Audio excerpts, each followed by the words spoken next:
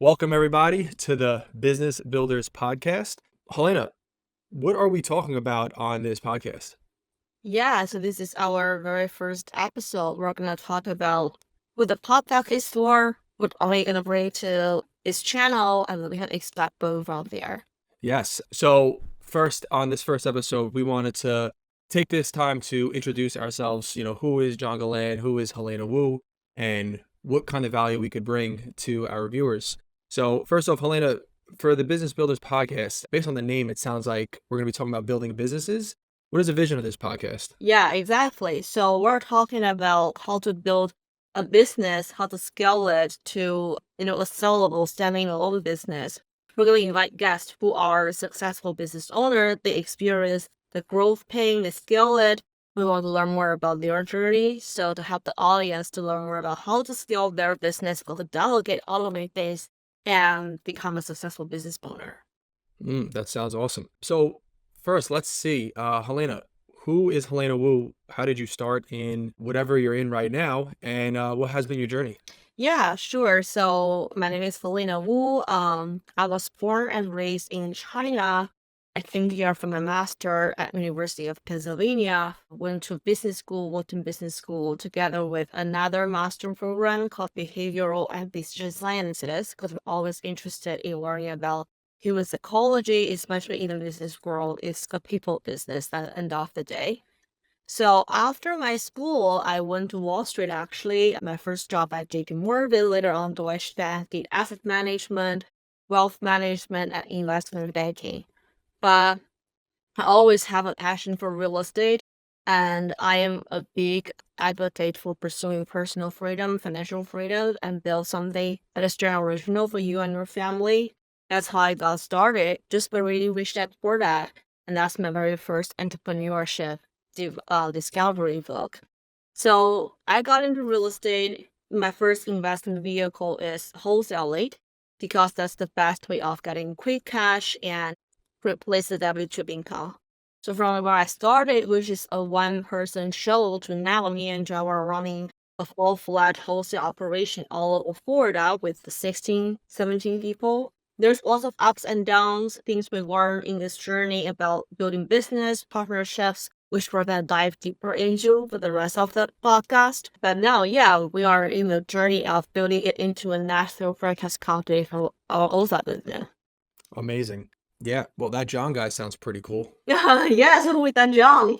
So, yeah, my name is John Galan. Maybe I should have went first because my resume is not as, I would say, impressive as Helena's. I went to SUNY Oneonta for college. I started off as an art major for the first year and a half, decided that I wasn't going to make any money if I was going to be an art major.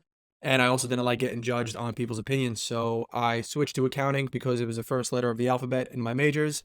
And I actually fell in love with accounting because I had a really great teacher. Went on to graduate college and did a 5-year program. I didn't have any internships, so I just decided to take the CPA exam. I did that, worked at a tax recruiting firm for a while so I could line up a job after busy season was over. I had passed the CPA exam, worked in public accounting for about 4 years. I did my own side tax business for about 2 years. And from looking at all of these high net worth individuals' tax returns, I noticed that most of them were in real estate. And also, I had read Rich Dad Poor Dad as well, which got me to thinking about buying real estate. So I did the whole 3 years of just consuming content and not taking any action. And then finally, I decided to take some action. So I watched Jamil's Secret Agent Challenge, joined a mentorship, and I learned how to wholesale. I quickly realized I like this a lot more than I like accounting, quit my job, and started wholesaling. And then a couple of years, a year down the road, Helene and I started JVing in a bunch of deals. And here we are now, I think about 2 years later. We've done about 200 wholesale transactions in the state of Florida. And we're scaling our team to now be about, like Helena said, 16 or 17 people. And we're going to start building a national franchise, which we will discuss a little bit later. Yeah. So that's how I got started. Yeah, people must be curious how we met, how do we start our partnership, and things we have learned. Because it's not your first partnership. I know, like, if you want to talk more about how we met and the whole story. Yeah. So after I had started wholesaling. After 4 months, I basically got my first deal, and then I quit my job 2 months after that. And basically, 8 months into wholesaling, I had partnered with somebody else. We started a company together. We both had never worked with another person or built a team. I had no idea what I was doing. We just went right into it. Hired people before coming up with processes, and it was a long training, long learning curve. So we were together for 4 months before we actually started to make money and had deals.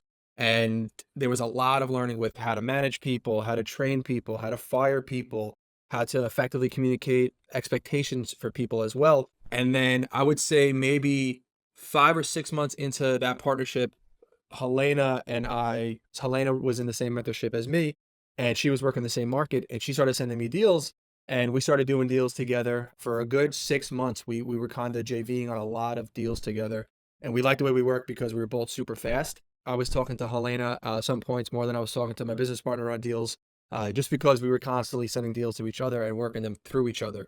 So we noticed that we worked really well together, and we had decided to go from that quote unquote dating period, and we decided to make it official in October last year, 2023, to start a company together. Me and my business partner decided to split ways mutually. We both had different visions and different ambitions. So him and I are still in great terms, but not all businesses have to split with a negative light, right? We both were adults about it. We spoke to each other about, hey, this is what I'm seeing, this is what I'm not seeing. And we just decided to go separate ways. And we're both honestly happier for it. And now Helena and I have been slowly but also quickly building this franchise together. So Helena, when I was partnering with somebody else before we started JVing deals, what were you doing? Yeah, I was pretty much. I also had some team members before, but I never had a partner, like business partner in my whole life. So you're pretty much my first business partner, and I'm pretty grateful that it worked out perfectly.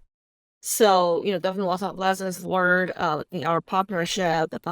Previously 3 people to now 2 people. But yeah, also that's what I'm saying. Like I feel like building business, making money and all that. Any business venture or like entrepreneurship, in essence, is self-discovery and self-development in the disguise of making money. So like the 2 years starting into wholesaling, almost 1 year anniversary for our partnership. Wholesale, how to do a wholesale, right? It's pretty basic. We learned that in the beginning, maybe take a little help. I would always get better handling situations, solving problems, and all that. But I would say the most takeaway for me in this entrepreneurship journey is more so how to deal with people, like manage Nice. people, hiring, compensation, incentive them, painting a vision, align our vision with your individual goals, how to understand the process, the system of the company and build it out so it's function efficiently. So the skills that are other component in my life and in the business is way more exceeding making money itself and learning how to do wholesale, the technical part. And those soft skill set I will be able to carry them with me in other business venture, in other things in my life. So those are way more valuable lessons than how much money we're making, although we're making money that aren't making us happy. Yeah, yeah, definitely making money is fun, but it's also not everything, right? Our whole focus it hasn't been on the money, which is also why we've been able to scale because we've focused on the process, we focused on the people as well, and we're not just only worrying about the next check coming in, because then our focus is on the wrong things, and we won't be able to think clearly until we keep getting paid.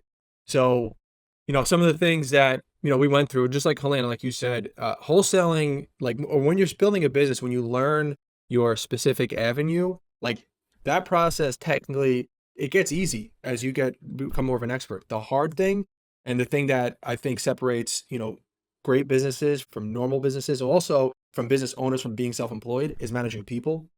People are good, but people could also be a pain in the ass. And it's been the toughest thing is dealing with all different types of dynamics of people, making sure like you could want something for them more than they want it for themselves, and it's not going to work out. And it's frustrating at that point. So there's a lot of managing expectations and, just making sure everybody's aligned on the vision, aligned on the expectations and setting those up front. So that was things I didn't know in the beginning. Some of the hurdles that we went through was we didn't have a training process. We didn't have SOPs. It was all hands-on training. There was shadowing and I shadowed them, but everything stopped when I hired a new person because we didn't have anything built out for that at all, right? We didn't really have a step, a path to success either. We didn't define that ourselves because again, I was pretty much only 8 months into it. So if you are starting, I highly recommend, and Helena, let me know what you think, but I highly recommend before you hire anybody, you need to have already your SOP built out. You already need to have videos recorded. So when somebody comes on, or even right before, they could have at least a couple of hours worth of videos to watch and documents to read through. So when they come on, they already have an idea of what the job is going to entail. Yeah, for sure. Like if you just get started, your SOP doesn't have to be very well built out, like all organized. It can be just a Google Drive, like an Excel sheet and some videos here and there. But you want to have something in place. Otherwise, when you bring on a new person, you are taking away time from your business to train people, and you are not making money in your original business. It's hard to get things keep going when you have to spend time with other people. So that's the opportunity cost for bringing on a new person. Another drawback is when you bring on new people, you are spending more money, and now you are not making money anymore because you're not doing business. That is just not sustainable at all. So having the framework and structure, although it's not perfect, but it has some framework for the new hire to follow, will also help set them up for success. Because you know, for a top A player, but with a type A player, you are not able to provide them the resource and the environment for them to thrive. They won't stay with you long term. Mhm. And also, John touched on, managing people. People is everything in the business. Like they consist of the whole business. Without the people, we won't be able to build what we want to build because, we're essentially providing a platform for people in our company to grow, to accomplish their personal goals, and they are building business for us as opposed to we Mhm. use business to build our business. We use people to build our business. So as a either leader, team manager, or like the company CEO, what I believe is it's important to be the chameleon. Basically, the way you talk to your employee, how you manage them, how you motivate them, how you give them feedback can be different for every single person. And that lesson took me a long time to learn, and I learned it in the hard way. And I also want to appreciate John for always giving me the straightforward feedback on how I can better be a chameleon with different employees to communicate more efficiently, right? Yeah, some people who need to be more straightforward, some people need to focus on more on the emotion side, some people want to focus more on the facts. It's more so okay, understand where they are in their journey, who they are designed for, and meet your employees where they are, as opposed to having them adapt to your one size fit all management style. Yep. And without people, I mean, you're basically self-employed because you have to do everything yourself. So you're going to have to hire, that's going to cost money. And that's where they say you have to, in order to make money, you have to spend money, right? Or spend money to make money. It's because you got to start hiring people, paying people. You got to start building your system, start getting serious about your company. So it is very important to know that people is going to be one of the biggest things for when you scale that you're going to have to get used to dealing with. Yeah. Before we jump into like the lessons for those we have learned along the way, let's quickly talk about the takeaways from the partnership, right? Lots of people rush into a partnership or, looking for a partnership. Like, what are some lessons where if they want a partnership, how do they decide if that's something right for them? Because not every person needs a partnership. You can hire someone to do things you're looking for. So I guess the first question for you, John, is when do you think a partnership is necessary for you to grow your business? When 1 plus 1 equals 11, right? Yeah, That's actually. it shouldn't equal 2. Like if somebody is just like me and does the same things that does me, I shouldn't partner with them because that means one of us is redundant. My partner should be somebody that can handle all of my weaknesses and that's their strengths and vice versa. So both of us make one very powerful business that then multiplies the revenue and the opportunities as well. Yeah. So there's a difference between a business partner and accountability partner. Accountability Yeah. partner is fine if you guys are like mirroring each other exact the same way. As you just need someone to hold you accountable, taking actions, meeting KPIs, etc.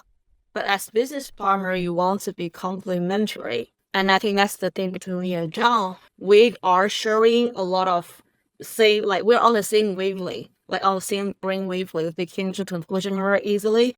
But when we come to the conclusion, like we kind of think about it from different angles, different perspectives. So holistically, if through a very comprehensive decision making process, we consider facts, emotions, people, impact, and all that. And yeah, like John said, you don't need someone just because so that they can do your work. You need someone because you realize, okay, what you are really good at and what you are not so good at, and you want to focus on your unique abilities and have someone step in to handle the rest of the work so you guys can trust each other and build something, creating a lot of synergy. And I Mhm. would say, like, for me, also, partnership is really understanding who the other person is and not trying to change them to who you want them to be. Because me and John, like our profile, because now we use culture index to hire all of our employee, and his profile and my profile like completely opposite. People like our profile, they either like water and fire, they can never get along well, or they can generate incredible synergy, which is like me and John. And the main reason for that is he understands who he is and he knows who I am. And we're not trying to change each other. I know this strength, and when I know, okay, a certain scenario or a certain task that he would shine most, I trust him enough to give that to him and vice versa. So I think forming that mutual understanding and respect and really use each other on the place where they shine most is really important for a great relationship for two partners. Oh yeah, and also the communication aspect. Like when there's something, like if I'm doing something wrong or if I'm slacking something, like you'll tell me. And if you're doing something that I'm like, hey, I think you could maybe do this a little differently, like I'll tell you. So like having an open communication is the best, and it also doesn't turn to like resentment or anything like that. Because when you keep, if you're like, you know what, let me not say anything because it might hurt their feelings or because I don't have time for it right now. But like when it's with your business partner, that is something you want to bring up ASAP because it could turn into an underlying issue that then turns to resentment, turns to little digs, passive aggressiveness, and then you're not gonna see the same thing, and your ego's gonna get in the way. So if like Helena has an idea and I have an idea, I want to fight for my idea because it's my idea, not because it's necessarily the better one. Because there's a little bit of resentment towards Helena from me based on something I didn't discuss to her that was a situation that I wanted to clear up. So it's really, really, really important that, if you both are aligned with the vision and the goal together, you're going to see it from the other way. Like, hey, they're only bringing this up not to make me feel bad, but because they're invested in my well being as well. Because when we're both really operating at a high level, that's how we're going to achieve everything we set together. Yeah, I was just on top of you, and you mentioned it already. Because a lot of times the disagreement, etc., is stemming from the ego. You just want to be combative. You want to be the right one. And you feel like the feedback from other people, either your partner, your, significant others, or your team member, or even if you're a team member, the feedback from your manager, for example, feels like really personal because your ego is standing in the way. But if you think it in a different way, okay, that's just about the fact or the thing that has been done that can be done better. It's not really towards you. And they only say that because they want to invest into you. They want you to become better so that you guys can accomplish goals together. So like any, feedback or conversation we have, it's never like about John or about Helena. It's about how we can work together, help each other to accomplish our mutual goal. Yep. And this is all we've been talking about how to work well with partners, right? Do you need a partner? Not necessarily. I mean, if you think you need a partner, like you'll know, but I do highly recommend you kind of have that dating period to see how well you work before you form an LLC together, go through all that legal paperwork and everything, and then turn into a divorce, right? Like it's definitely going to be a lot better to kind of have that dating period for sure. So now, Helena, what have been some of the hurdles? I mean, people have been constantly will always be one of the main hurdles because they're one of the most important things. But what have been some of the hurdles you've gone through, either from like the start when you were by yourself and then when you started trying to build the business and even to now?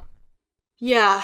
So the thing that I want to mention first is the delegation part and hiring. Because when you are a one-man show, you are doing everything yourself. And you will have the fear of hiring someone because, okay, what if I hire someone? I spend money, I spend time, that person is not working out. I don't feel comfortable of letting go of my control because I'm kind of a control freak. I like things to be done perfectly in the exact way that I am looking for. So it took me a lot of adaptation to understand, okay, what is my long-term goal? long-term goal is to have an automated standalone business that is sellable, operating without my involvement. Can I get there by just doing everything myself? Absolutely not. So I need to be comfortable letting go of my control and be okay when that result from those people may not be as good as I can do it. But as long as they are on the trajectory of exceeding me after repetition, learning experience, that's what I'm looking for. So getting comfortable with, letting go of control and hiring the right people, investing into them and delegating and getting myself out of the day to day and more on the management level is definitely a lesson. And also be comfortable with spending because as a growth company, you'll always spend money either on software, process, people. Like if I only look at okay, how much money I've been spending and don't look at the return, sometimes may not be short term. But if I hire someone, I would train them, maybe not losing the return in 3 months, but sometimes even 6 months. But it doesn't mean that the investment is wasted. So like don't have that is it myopic?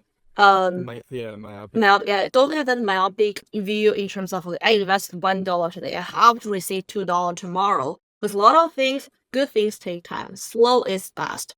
So being helpful with spending, but not overspending, and that will be my problem because I'm always pretty tight on the budget for our company. But I've heard lots of people they are growing too fast, spend way too much money on the marketing, software, etc. So I think Hmm. the self-discipline but also be risky enough to spend where you need to spend and calculate the return on your investment, be strategic about it, and also letting go of control and be comfortable with hiring delegation and provide a trajectory path, focus more on people. But no, all those, Yep. I know I mentioned a bunch of things already, but those are all mindset shift that I never thought about it before I started doing this. Yeah, that's fantastic. I mean, I basically had the same type of struggles, and besides in the beginning, my first 15 contracts in a row were canceled. So, that was a big mindset thing, like having been okay with rejection. And like if you're starting any business, like you're gonna have to be okay with rejection and know how to persevere. And every time a no gets said, there's a learning experience. So every canceled contract for me was a learning experience. I had to get better and figure out what I had to learn in that situation. And honestly, I learned more from the deals that don't go smoothly than from the deals that do go smoothly. Because if they go smoothly, it's almost pretty passive. But when they don't go smoothly, that's when there's a lot of learning. There's a lot of things that come up, and it's making the more fires that we have to put out, the more I learn, and I think the better overall of a wholesaler and business owner that personally that I become. So all these hurdles are fantastic. I love going through all these. I'd rather make a ton of mistakes in the beginning, learn as much as I could, and then kind of have it smooth sailing at the end, than have it smooth sailing in the beginning, then hit a bunch of hurdles. And at that point, I think you're kind of, you don't have that rough skin by that time. You think it should be going easy, and then, oh, now it's all tailoring off, and, it's going to be easier to quit at that point. But besides the people, the rejection, the canceled contracts, there's been time where money hasn't come in, and we spent all this money and we're like, holy crap. But instead of focusing on like, oh, it's not coming, you just focus on like, hey, this is all working and I know it's going to happen. And every time I've honestly put trust in, God, we've always had a fantastic month, or something's come, or, a deal's done that had paid all the necessary expenses that we needed paid to keep the lights on. So in the beginning, yeah, you have that kind of stress, that fear of, is this going to work out or not? You have to just focus on it working out. So that's kind of the same hurdles that I've gone through. It's always been in the people, the hiring, the delegating, the process. Is this the best? Is this not? One of my biggest struggles, which you are better at, is having that hard conversation with fire people. Like I'm very empathetic, and I'm always like, I always try to see the best in people, and to a fault, to where like, hey, they could be costing the company money. And I'm like, no, but I believe in them. Like I know I really want them to make this happen for themselves, but I've come to learn, like, if they don't want it as much as you, like, you're doing a disservice to your family and the company and other people in the company. And the less A players you have, the less A players you'll attract. So you got to trim the fat fast in order to keep moving. Otherwise, you're adding unnecessary expenses as well. Yeah, it took me a long So, time to change John's mindset on that. Lots of conversations. I mean, listen, like, I'm still not good at firing people, but I know it's necessary, and I'm good. I'm ready to say, okay, I usually trust my gut, but, there are times when my gut has been wrong, but maybe it hasn't, because it's still happy to hear, right? Yeah. But Helena, we're just a couple wholesalers, right? Like, what do we know about building businesses? Like, is that all we plan on doing? Is just wholesaling, and that's it? That's what we're gonna talk about, like the vision of our company. So we have three main vehicles. the wholesaling, the development, and private equity. So I'll have you touch on the wholesaling and then I can touch on the rest too. Yeah. So for wholesaling, and this is another thing that why Helena and I, when we first started, it worked well because we both had an ambition of building a big wholesale company, right? And our mentor and a good friend of ours, Jamil Damji, had built a franchise, Keegley, and I've always been intrigued by that. Not so because it can make us the most money, but because we could help a lot of people. And so we plan on building a franchise. We're right now just in Florida. We want to break into 4 other markets, so we have 5 corporate locations, and then we plan on franchising out. The timeline for that is we would like to franchise out by 2026 and the 25, early 26. And we want to be able to make every one of our franchisees, we want to have that blueprint, the wholesaling in a box essentially, on how to run systems, what your team should look like, everything organized, buying ancillary businesses, which Elaine will touch on later. So we could set them up for success. I want every single franchisee to become a millionaire through our business, and so that they could again provide for themselves, their family, their employees, and other future, anything else that they want to do in the future. So we're building this business with our franchisees in mind that like, hey, when they come on, we want them first year to be able to break $1 million, easily, because we've gone through the ringer. We've figured out what does and doesn't work. We know how to market. You follow this plan, like you will make $1 million that first year. And then eventually you start working towards that 2, 3, 4, 5 million, and can start doing other things with your life, breaking through any of the mindset struggles and, the poverty mentality that some people might have to get out of that. So not only are you going to be a franchisee learning how to run a business, but you're also going to be learning how to develop yourself personally and then the people around you. So you could start making, the world and the people around you better by just spreading nothing but like positivity. So that's the vision for the wholesale franchise, but also have our franchisees start, all becoming millionaires and changing the trajectory of their life and their family and their future, as well as the people around them. So that's really big. I think you could reach a lot of people with a franchise model if you have the right intention for it and you build it in the right way. And that's exactly what we plan on doing. Yeah, we're passionate a lot of lives that way. And it's very, very doable. Like $1 million a year is very doable. We have done that over and over again. And like you said, we want to create as many millionaires as possible, and they will provide the same thing for their family, their employees. In terms of new construction, like development side and private equity, we're also super compassionate about getting development, and we have a few projects going vertical right now in Florida and Simpete. Basically, is now we're taking on some projects to new construction development, and then gradually we'll start, having our own construction company, developing the company in-house for providing the service for other clients, other investors. So we'll also start from smaller single one, which is what we're doing right now, residential, single family or small multi-family or townhouse, transition to build bigger projects, commercial stuff, like apartment complexes for some offices, self-storage, airport, all those kind of cool things, a hotel, etc. So that's the vision on the construction side. And on private equity, that I would say is our longest vision, which incorporates everything we have said pretty much. So that private equity company will own multiple different funds, and some of the funds will be doing real estate projects, either it's the new construction, like the identical multifamily syndication, whatever, and other funds will be doing business acquisition. Initially, like I mentioned earlier, it will be construction company, development company, roofing company, survey company, etc. It will be complementary business for our real estate business.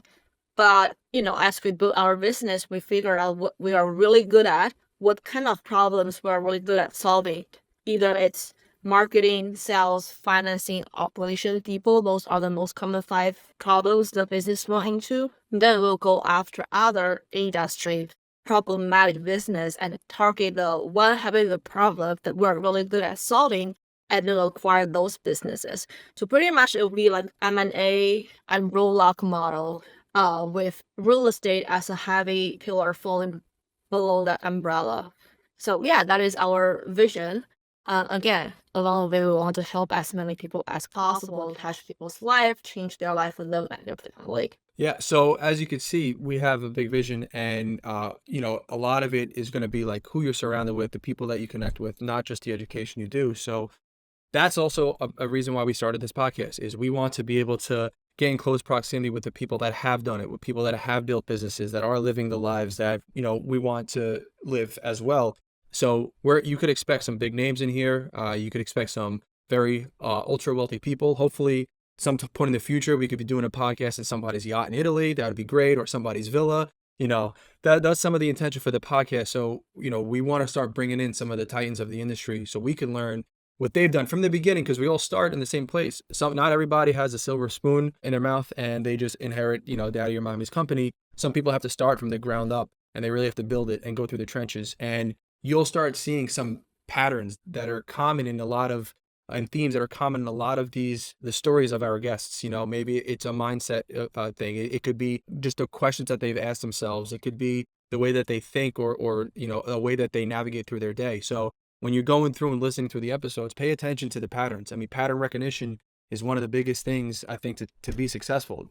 Pattern recognition in your day. What do you do day constantly? How do you feel on Wednesdays and Tuesdays? Like your schedule, timeline. When do you feel good and bad? Like, pattern recognition is going to be very important. So I would pay attention to some of the common themes and patterns as we interview more and more of these high net worth individuals. Yeah, because scaling, it can be a painful process. And if we can invite some high level people who have scaled their business already, hopefully it will provide a lot of informational advantage for us who are in the thick of building our business, and help us save a few years, get to some shortcut of accomplishing our goals. So that's why I want to invite people who have scaled it already with a heavier focus in real estate, because that's our background. So you can expect people for me running multifamily business, multifamily fund syndication, people who are doing huge big development. We're some business owner in a completely different industry. We're fund allocator of private equity company.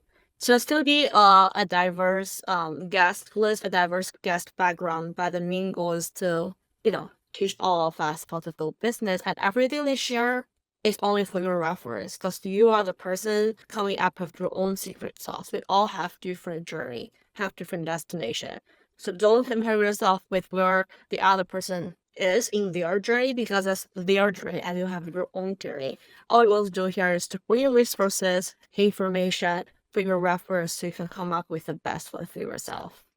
That's it. Helena, any last words after this riveting first episode? I think that would be it. We had a lot of great information here. I'm really excited to get this one going. I think we're going to benefit a lot of people to help them. And we're going to work that tongue along the way for us as well. So super excited. Awesome. So everybody, keep your vision strong, keep on embracing adversity, and don't stop building. Until next time. All right. See you guys in the next episode.